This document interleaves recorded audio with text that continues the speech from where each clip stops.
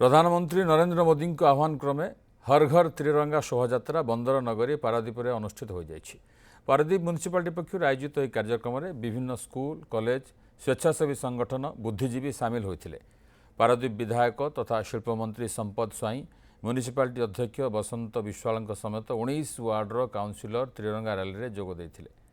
ए विशाल rally Paradip college निकटर बाहरी सहर परिक्रमा करने सहित बस स्टाण्ड निकट में सुभाष चंद्र बोस प्रतिमूर्ति निकट में पहुंची।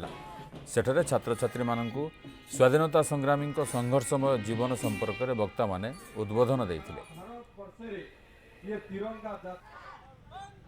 अगस्त 9 रु अगस्त 17 जाके तिरंगा यात्रा एवं प्रत्येक घरे तिरंगा लगेवा आह्वान कर गतकाली माननीय मुख्यमंत्री राज्यस्तरीय तिरंगा यात्रा भुवनेश्वर ठारे शुभारंभ कले। आज आम पारादीप सहर में विभिन्न वर्गर लोक मानू नहीं एवं कॉलेज छात्र छात्री स्कूल छात्र छात्री सहित सरकारी अधिकारी माने समस्त सहयोग विभिन्न स्वेच्छासेवी संगठन मानकर सहयोग समस्त सहयोग एक विशाल तिरंगा यात्रा आज पारादीप सहर में अनुष्ठित है। प्रत्येक भारतीय मनरे जातीयता स्रोत होइदेवाई ये हर घर तिरंगा यात्रा समग्र देश में माननीय प्रधानमंत्री नेतृत्व आरंभ होती। परिप्रेक्षी में आज पारादीप म्युनिसिपालिटी तरफ पारादीप बंदर सहर में ये हर घर तिरंगा कार्यक्रम एवं तिरंगा शोभा यात्रा में आरंभ करूँ।